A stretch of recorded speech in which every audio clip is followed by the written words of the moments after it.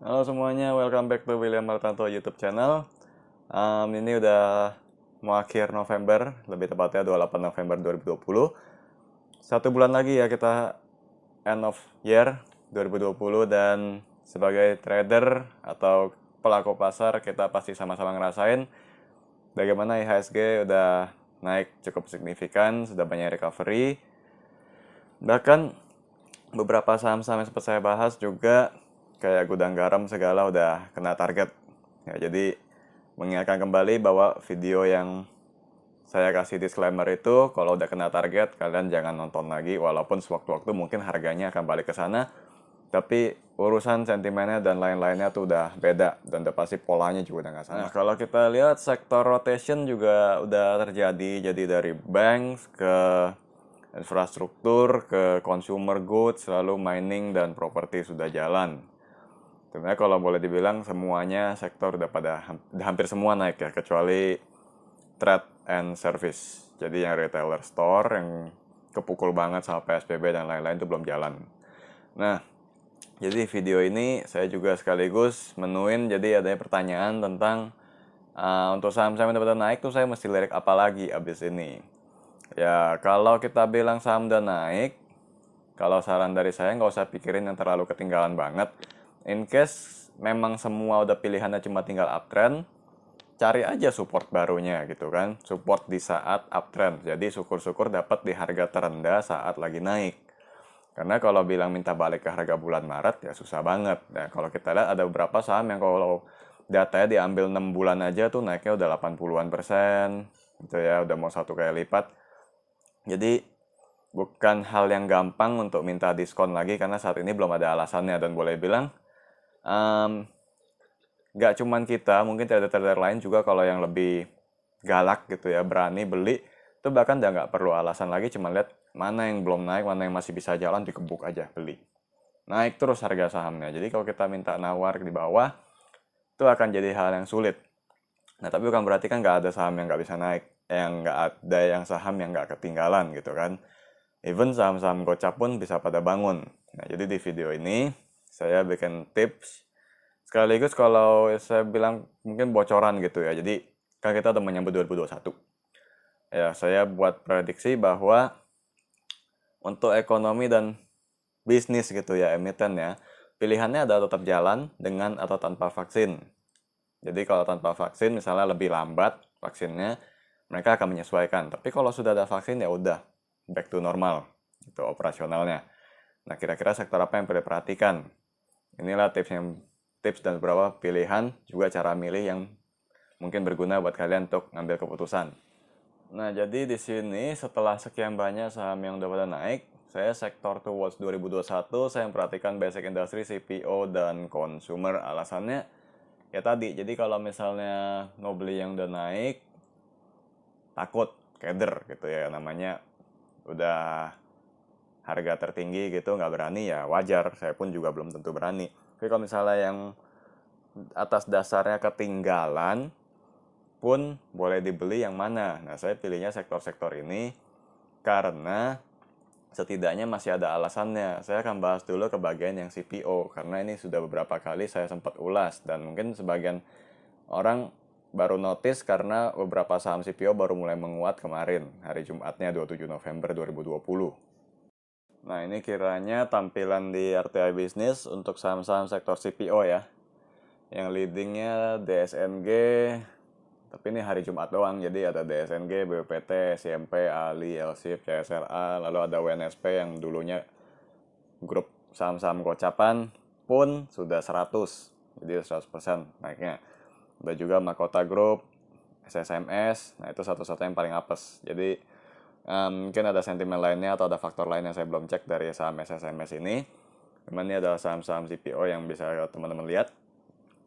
Di sini pada naik per hari Jumat.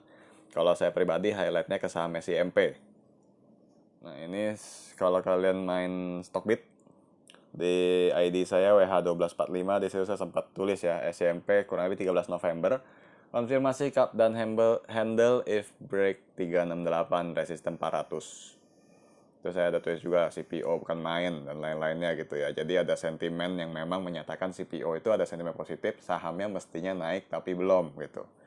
Nah, disitulah saya akhirnya bilang CPO ini salah satu sektor tertinggal karena kalau dibandingkan dengan yang BUMN, dengan yang mining seperti nikel dan lain-lain tuh naiknya udah gila-gilaan, CPO tuh masih belum. Nah, anyway, kalau misalnya ada penonton video ini yang dari membernya WH Project, supaya nggak ada salah paham, saya kasih lihat dulu ya. Dari 10 November 2020, saya ada highlight CPO tertinggal. Jadi, sebenarnya kadang-kadang suka ada yang bilang infonya saya nggak pasang, nggak kasih mereka, tapi di YouTube dipasang, di website atau di Stockbit di-share. Sebenarnya ada. Mungkin mereka yang nggak lihat, atau yang baru join gitu kan sebelum dikasih infonya. Jadi ini cuman khusus untuk yang member aja, kasih tahu saya udah highlight malah dari 10 November 3 hari sebelum saya share di Stockbit. Dari situ ada sempat buat LSIP juga untuk trading plan-nya. Nah, tentang sektor tertinggal. Tertinggal itu kan kalau saham ya antara belum naik atau belum turun gitu kan. Tapi kita bicara tertinggal karena belum naik. Nah, sebenarnya boleh nggak sih milih saham sektor tertinggal? Boleh banget. Nggak ada aturan yang mengatakan saham tertinggal itu berarti nggak akan naik.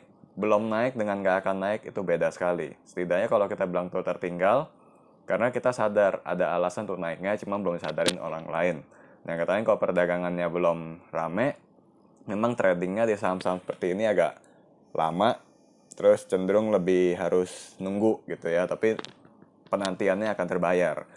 Nah, sebenarnya itu udah ada kejadian di saham-saham CPO tadi. Nah, kenapa saya highlight di SIMP, itu juga sempat saya kasih tahu sebenarnya itu infonya udah lama. Itu jadi ada faktor kalau dari fraksi harga dia kan 300-an, lebih gede ya persentasenya. Dan satu sisi kalau saya lihat dari arus dananya itu the best dibanding CPO yang lain. Nah, kalau kalian pengen tahu silahkan cek sendiri karena saya nggak bahas terlalu jauh di sini.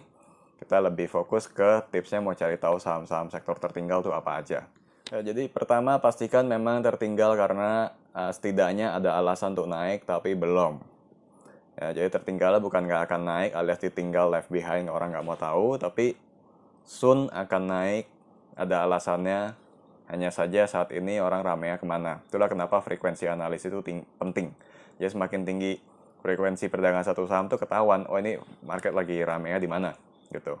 Gue bisa cari yang ketinggalan atau ikut yang lagi rame. Itu ngambil keputusan dari sana. Tips kedua adalah pastikan memang dia udah nggak lagi turun ya. Jadi ketinggalannya itu habis turun, ya trik teknikal yang paling basic lah, habis turun sideways gitu. Habis turun datar berarti sudah membentuk lowestnya. Kalau indahnya kita sebutnya itu udah bottomnya gitu ya. Itu adalah sektor atau saham-saham yang ketinggalan dan akan naik. Taunya dari mana? Ya dia udah nggak turun lagi. Itu cara paling gampangnya. Lanjut yang ketiga adalah yang berhubungan dengan sektor rotation. Nah, tadi kan di 3 list yang saya kasih itu ada basic industry, CPO, consumer goods. Consumer sih sebenarnya saya per indeksnya aja consumer gitu ya. Nah, kenapa basic industry? Basic industry itu including apa aja sih? Ada pulp and paper, poultry, semen, apalagi ya lumayan banyak sih, saya kurang hafal sektor bisnisnya. Salah satunya semen. Kalau teman-teman tahu, habis properti naik, biasanya kalau dianggapnya bisnis properti mau pulih, permintaan semen akan naik. Nah, walaupun itu ada realita, walaupun mungkin belum ada beritanya tentang hal-hal seperti itu, di saham kita bisa menanamkan mindset yang serupa. Saat saya buat video ini, indeks properti udah lagi pada naik, saham-sahamnya juga udah lumayan, naiknya juga udah ada yang 100%, yang udah one bagger udah ada, lanjut ke semen. Gitu. Jadi ada perhatian saya ke basic industry di semen dan juga di pakan ternak. Lalu kenapa consumer goods? Consumer goods itu saya cuma ngelihat dasar sifatnya yang defensif. Jadi kalau saham yang lain udah naik, saat udah profit taking, istirahat, orang pindahnya ke consumer goods. Alasannya kalau koreksi nggak dalam-dalam banget, masih ngasih dividen rutin, tapi jeleknya kalau naik juga kadang-kadang angin-anginan. Kadang naiknya tinggi banget, kadang stabil, tapi kalau chartnya, kalau derajat kemiringannya gitu ya agak terlalu melandai. Nah, kiranya 3 sektor itu yang saya jagokan. Alasannya ya simpel karena tinggalan. Kalau bilang sektor mining, ya saya juga udah ada gitu. Saya udah trading dan saya sadar saat ini mungkin risknya lebih tinggi dibanding yang belum. Dan karena ini kan saya pernah bilang juga, ini kan video gitu ya. Jadi daripada nanti bilang ada rekam jejak nyangkutin orang, saya ajakinnya cari yang belum naik tapi ada alasannya aja. Daripada udah naik tinggi lu baru suruh gue beli, kan jadi masalah. Nah, tentang sektor ketinggalan dan pilihannya sudah, tipsnya juga udah.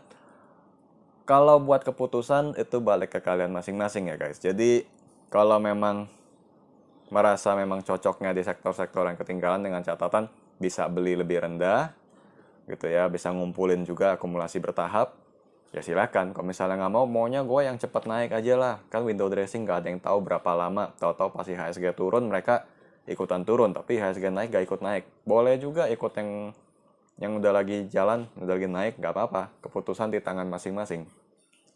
Ya, dan kan ada yang berteori bahwa price discount everything. Jadi kalau harga saham memang nggak naik, berarti memang ada sesuatu yang jelek. Ya udah, berarti siap-siap juga kalau sahamnya udah naik satu waktu turun juga price discount everything. Itu kan cuma main-main kata doang.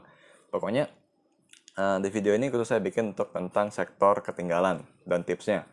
Soal keputusannya, pertimbangannya lain-lain, mungkin kalian punya data yang lebih jauh daripada saya di video ini. Keputusan tangan masing-masing, untuk saham-saham pilihannya juga bisa kalian nanti mampir ke website saya di wh-project.com/outlook. Jadi itu ada outlook harian free untuk umum. Saham-saham pilihannya apa aja hariannya. Ya, kalau misalnya suka juga main di investing.com, itu ada juga artikel saya. Kita kerja sama di sana. Outlook tiap hari pasti diposting juga. Jadi kalian punya akses yang pasti ada untuk ke Outlook bantu saham pilihan yang bisa kita bantu juga. Itu free. Soalnya di sini apa yang saya sebut, one day pasti ada faktor yang bisa merubah. Better kita yang up to date aja.